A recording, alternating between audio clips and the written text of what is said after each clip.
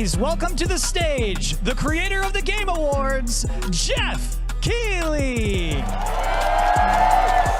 A weekend packed full with gaming news, reveals and announcements lies behind us, Geoff Keighley's Summer Game Fest. I watched all the shows, even the, boring ones, endured all the cringe to find everything VR related. VR was, let's say, present throughout the weekend. We did not get many new announcements, but a couple of new trailers and tidbits of infos from Crossfire Sierra Squad and Firewall Ultra over Assassin's Creed Nexus up to Resident Evil 4 Remake, and a few smaller titles in between. Let's go through them.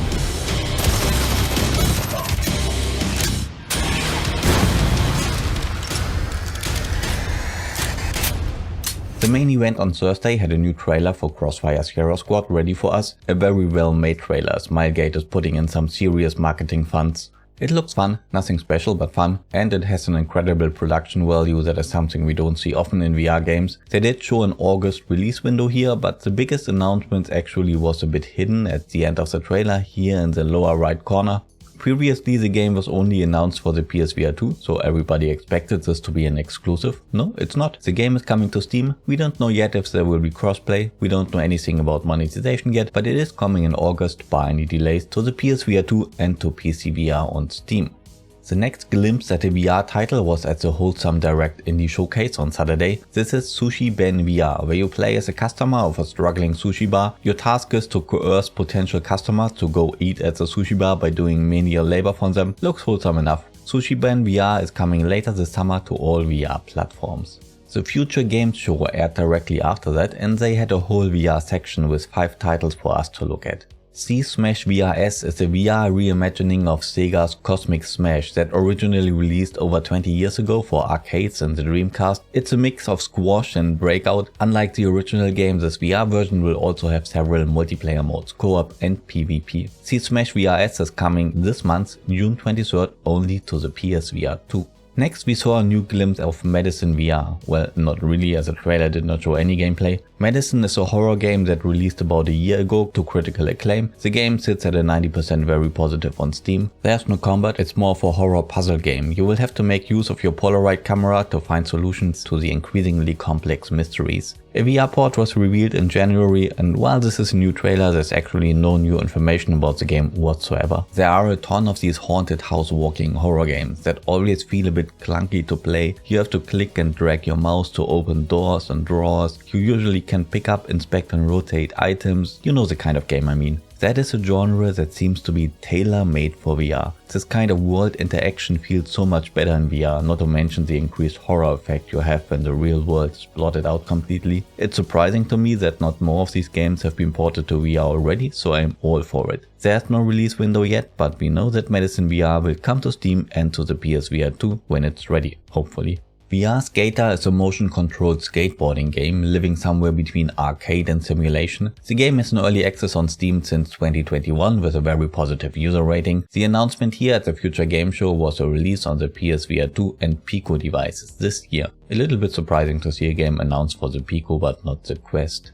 Firewall 0 Hour was a tactical PvP shooter that released 5 years ago for the first PlayStation VR. The sequel for the PSVR 2, Firewall Ultra, was first revealed last September. In addition to the traditional 4v4 PvP mode, Firewall Ultra will also come with PvE content. Visually, the game does not look like much. I mean, it's not that important when the gameplay is good, but they always emphasize how this is going to be the next generation of VR games, powered by the PSVR 2's hardware and the Unreal Engine 5.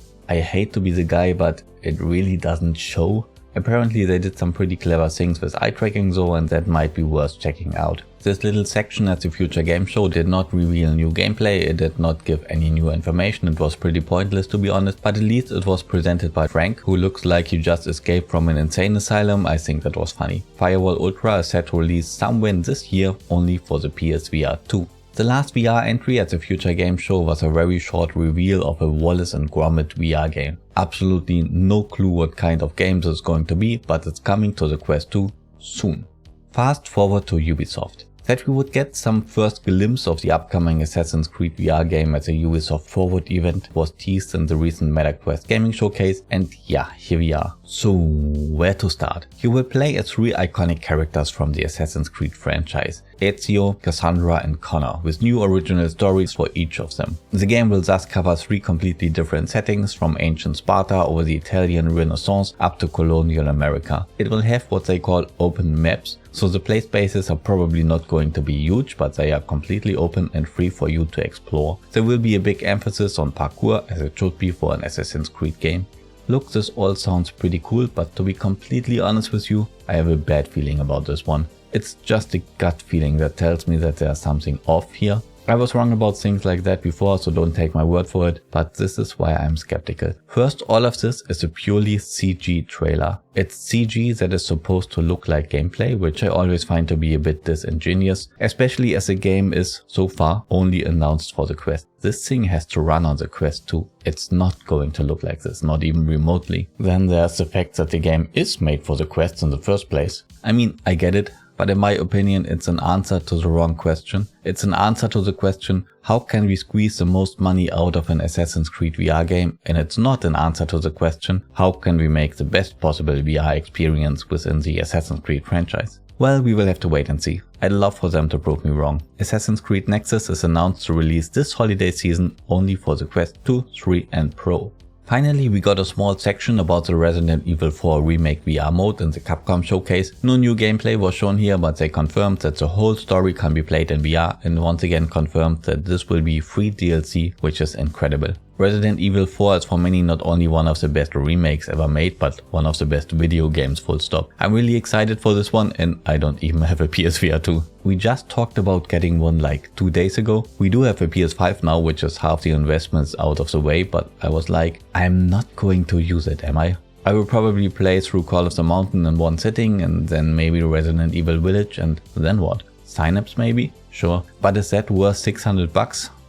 Resident Evil 4 might just change my mind. Capcom is doing the heavy lifting here for Sony. Sony themselves, they do not seem to be very interested in making their hardware worthwhile. But that is just my opinion. If you disagree, please do so in the comments below. Leave a like if you enjoyed the video and subscribe if you always want to be up to date to everything VR gaming related. The season of gaming shows is not over. The Upload VR showcase is on June 14th, so tomorrow if you watch the video the day it drops, I might cover that one if there's anything interesting to talk about. See you in the next one.